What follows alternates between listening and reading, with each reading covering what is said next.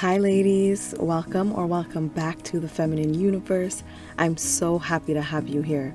Throughout our feminine journey, as we start or continue to look our best, feel our best, move strategically, and get the best out of life, we also quickly become aware that everyone and their grandmother has very strong opinions about enhanced femininity. We'll start to hear things once in a while, sometimes from those closest to us, and sometimes from people who we barely know, meant to make us question ourselves or discourage and derail our pursuit of this lifestyle. We'll hear things like learning to enhance your femininity is a scam, it's a performative act, and that it's way too male-focused. So today, I thought it would be helpful to tackle some of the biggest criticisms and pushback that we may have to deal with and question ourselves when it comes to adopting the enhanced feminine lifestyle. Let me know if you ladies have had these or others directed at you and how you've dealt with it,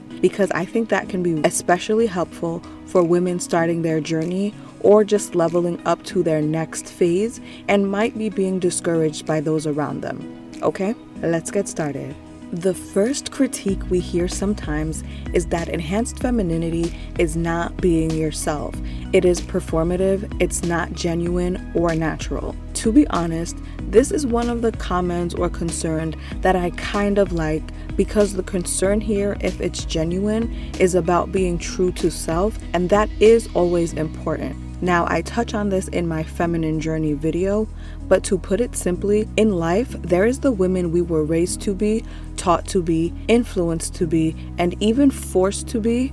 And then there is the woman who over time we get to choose to be or become. So many things that we think, say, and do aren't things we've come up with ourselves, but rather they're influenced by what we've been taught, what we've been exposed to, and what we've had to deal with in life. This is why it's so misguided when people say you can't teach yourself or other women to be more feminine, that there's no legitimate reason for it because women are just naturally feminine. This completely overlooks the fact that some women are born into situations that force them to be a more aggressive version of themselves for protection. Or some come from situations where keeping their head down and keeping quiet was the best way to get by. Some women are raised solely by their father or by their mothers or women in their lives that just weren't feminine themselves, so they couldn't pass that on. Many women have also been through bad experiences and toxic relationships that have robbed them of their self-worth as a human and as a woman. So rediscovering a certain level of femininity is absolutely beneficial and life-changing for all these different women. At that point, it's not about being themselves, but about finding themselves. And that might mean doing some things that may feel or seem foreign at first because they're new to them, not because it's not genuine. Learning, adapting, and improving when you find something that works for you is not fake or performative. It's growth and transformation. Next, and maybe most commonly, we hear enhanced femininity is just too much work. You don't need to do all that and put in all that effort. You're good enough as you are. Your person will find you, and what's meant to be will be. This sentiment is expressed in regard to life, our appearance, relationships, strategy, and so on. They say it is all just too much work. Now, can anyone tell me what in life worth having doesn't require some work? No one says your career will find you. You have to go out and get the education and the experience that your career requires and climb that ladder. No one says your fitness will find you. Just sit around, eat whatever you want, and your fitness will just find you, babes. It'll just find you. That 4-pack, those toned arms, those lifted glutes, they'll just find you. Of course not. That's not how it works. No one is born a lawyer or a doctor or a top athlete. It takes years of training and hard work. Same for this lifestyle. Yes, we put in above average effort or work to reap above average benefits. Many times, the people who have told me that I'm doing too much are the same people who later ask me why I get such special treatment. Before you let anyone make you feel weird for putting in effort, take a good look at the source. Are they someone that you aspire to look like, dress like, or behave like? Usually the answer will be no. That being said, if a woman decides to put in average work and is fine with the average results produced by that work, then that's absolutely fine too. Do what's right for you, but don't nag anyone to do more or less based on your standards. It's a personal choice. Another critique is that femininity is manipulative. Simply put, learning how to enhance and accentuate traits and features that we naturally have as women is not manipulative. Do we say a great singer taking classes and learning techniques to expand their range is manipulative? Is a successful athlete getting the best coaches and undergoing intense training manipulation? Absolutely not. So I'm not sure how on earth self-improvement, doing the most with what we have, and becoming the most feminine, well-rounded women we can be is any different. Manipulation is always an interesting word because it actually has several definitions. But usually when people refer to femininity being manipulative, they're suggesting the toxic form of manipulation. The people taking this angle are typically conflating enhanced femininity with things like sugaring or quote-unquote gold digging, where aspects of femininity are used as a means to an end, particularly for financial gain with no regard for other people. But again, that isn't enhanced femininity. Using people isn't the same thing as learning how to enhance and accentuate traits and features that we naturally have and living our best, happiest, and healthiest lives.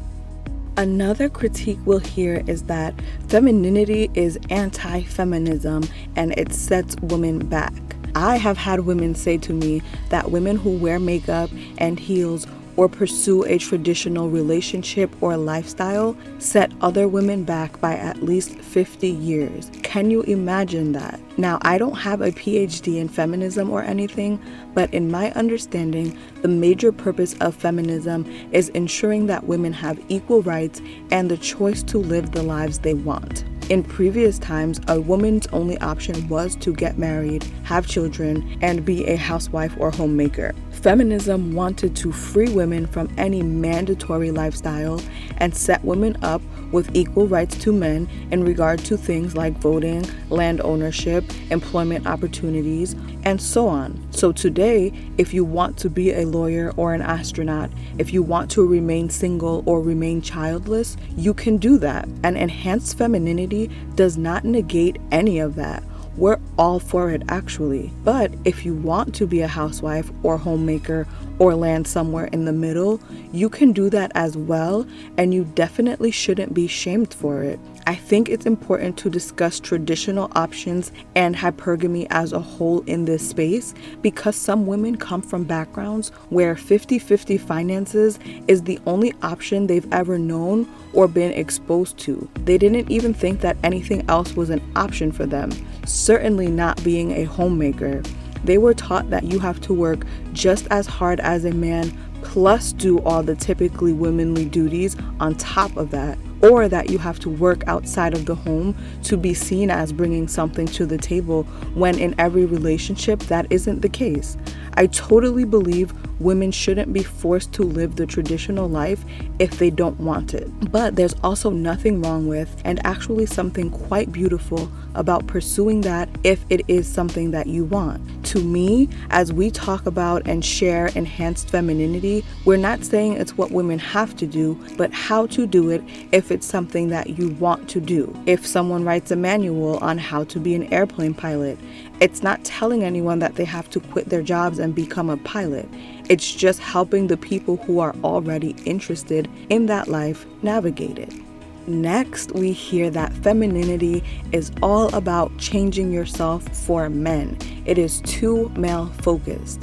The premise of this point sounds instantly a little bit combative to me. Sometimes it seems that there's this obsessive contrarianism when it comes to men. This automatic need to reject anything men are attracted to as a bad thing. But shunning anything men like, even if we like it as well, is just as bad as doing things we don't like for male attention. We hear a lot about the male gaze, but it's always portrayed in a way that suggests that the male gaze and the female gaze can never overlap, as though there is no point where women and men can like the same things. It kind of insinuates that women don't actually like pretty clothes and accessories, that they don't like perfumes and high quality skincare, that they don't enjoy being able to lean back and have someone plan enjoyable outings and treat them. Almost as if all women secretly hate all those things, but we only engage in them and tolerate them to appeal to or appease men,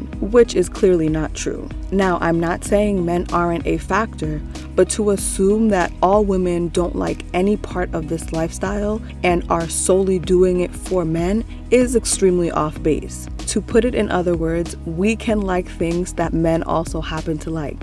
It's very simple. I can like how I look in a dress, and he can also like how I look in that same dress. Like I said, it would be disingenuous to say that men are not a part of our decisions, but men also bulk up their muscles, wear nice suits, buy flashy cars, and nice watches, at least in part to be more attractive to women.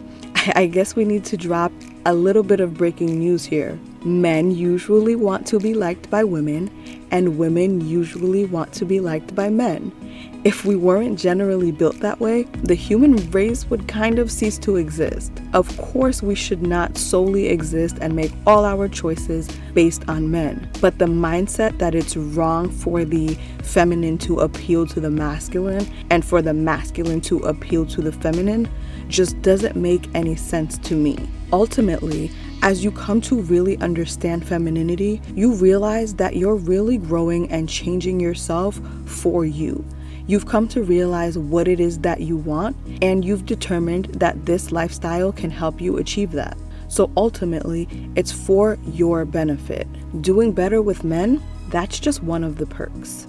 In that same vein, we also hear that femininity puts too much value on attracting a mate. Of course, we should all put time and effort into knowing and loving ourselves first, but outside of that, the person you're going to be spending the rest of your life with is one of the most important relationships in your life. Let's say the average person gets married between 20 and 40, and let's say they remain on this earth until they're 80. If these relationships last, you're spending 40 to 60 years of your life with that person.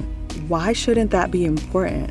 It seems to me that some people don't put enough value in the attracting, courting, and vetting phase, and I think that's one of the big reasons that a lot of relationships don't make it. Those are my takes on some of the things we might hear on our journeys in order to derail us or talk us out of pursuing this lifestyle. Let me know if you've had to deal with any of these critiques or any others. Don't let anyone dim your shine or shame you for tapping into your femininity and bettering yourself as a woman. If you enjoy the way you feel and the benefits you reap in this lifestyle, just tell them, peace be with you, and go on with your life, okay? Find yourself a supportive friend or group of ladies to thrive with, whether they subscribe to enhanced femininity or not, as long as they support you. Until next time, ladies, stay feminine, stay focused, and have fun.